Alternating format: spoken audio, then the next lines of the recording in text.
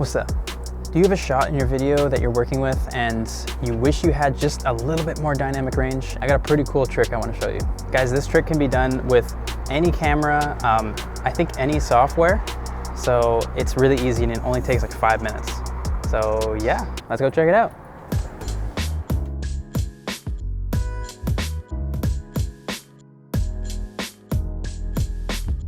How's it going? Welcome to my anti-YouTube set, AKA not the nicest looking desk setup. First of all, pop open Premiere or whatever editing software you are using. So this is the clip that we're gonna be working with. It is me just sitting down and opening up my laptop.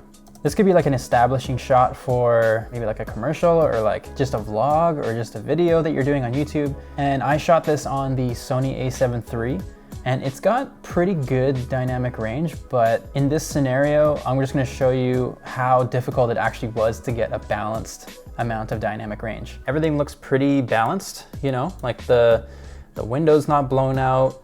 When I come in, my face is pretty well balanced. So I'm gonna be working with 2 different clips, okay? So for the first clip, I exposed for my face and my skin and just the overall, this whole area, you know, like the wallpaper, the coffee cup.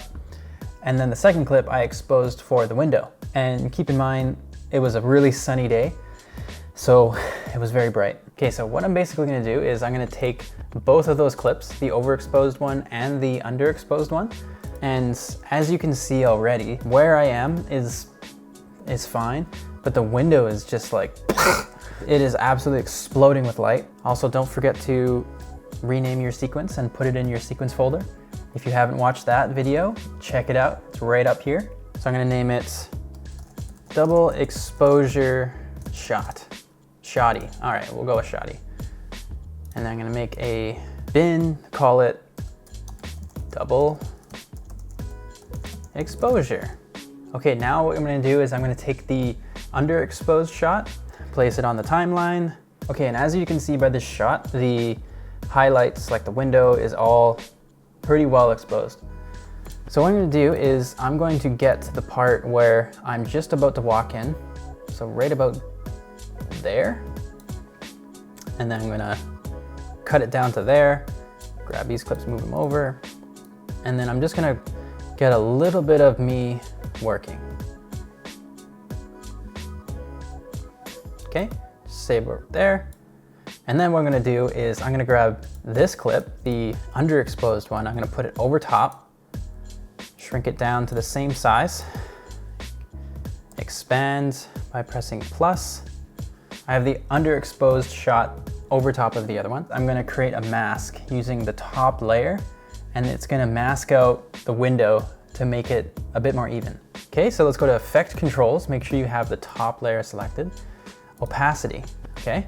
What we're gonna do is we're gonna grab the pen tool, grab that, and you're basically just gonna go, say, to about this line of the window. Click there.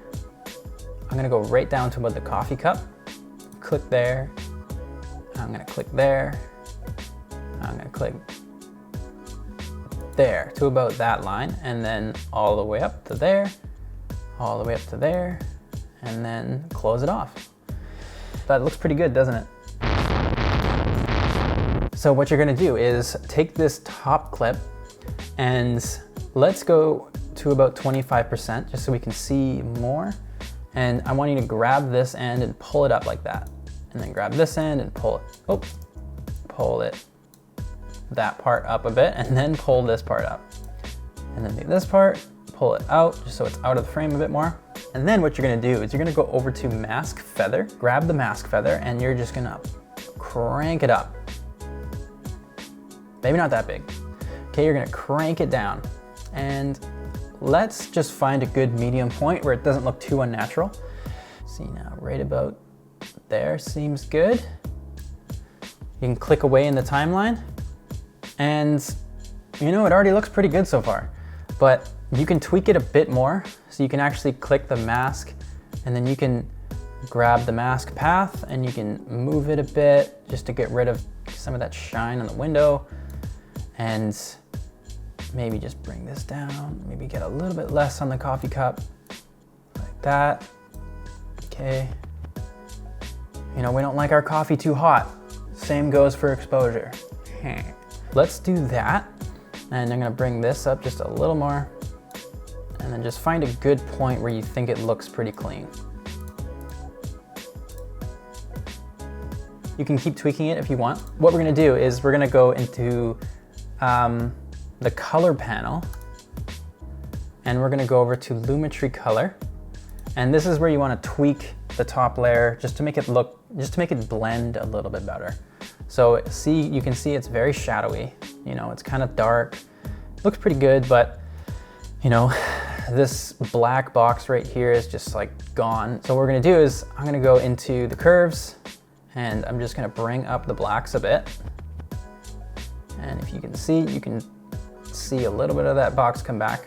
And then what I'm gonna do is I'm gonna go basic correction and just play around with the highlights and the shadows and the blacks and just kind of tweak it so that it looks a little bit more, you know, the blacks look a little bit more natural. So let's go like this. Let's go bring the shadows up a bit.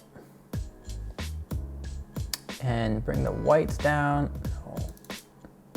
Maybe bring the highlights down a little bit.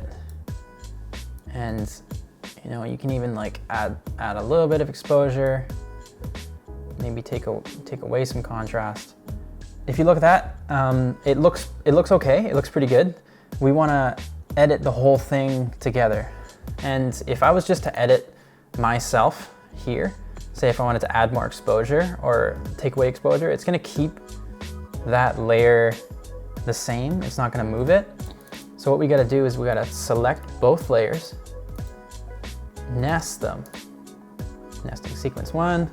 Let's name it double exposure nest. Okay. What a nest does, it basically takes all of those clips that you selected and puts it into one bucket or one nest. And so whatever you do to that nest, it does globally to all the clips. Okay, so now this is our clip. Boom. Everything's looking pretty even.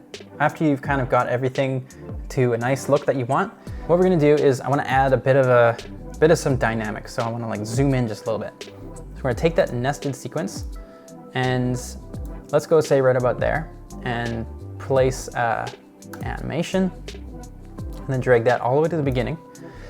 And then from there, drag this little slider until you feel like that is enough zoom. So say right there, nice and simple, 1/16. Then you're gonna grab this one, drag it all to the end. And then once you go to the beginning of the clip, press play, boom, adds a little bit of zoom as he's coming in. And he opens it up. Yeah, so that's pretty much it. It's like super simple. Honestly, only took like 5 minutes. You can make any static shot look super, super good. And this really does only work for static shots unless you want to do some crazy animations and keyframing. And in your nested sequence, you want to edit the top layer or the bottom layer again. You can just double click the nested sequence and then it shows you both clips. So now you can individually edit them. So you can go this one if you really just don't want it and you're like, and you want everything to be overexposed. Okay. Yeah, so that's pretty much it. If you guys feel like you need more clarification, feel free to leave me a comment down below. And don't forget to like and subscribe, keep this channel going. Yeah, I'll try to think of more tricks that you can do. Most of the time I'm shooting on the A7 III, which is more of a consumer camera, but this camera does have amazing features and it's honestly so good even in 2020. So yeah, I'm always trying to figure out how to get the most out of this camera. And I hope I can help you guys do that too, so you don't have to spend a fortune on friggin' camera gear.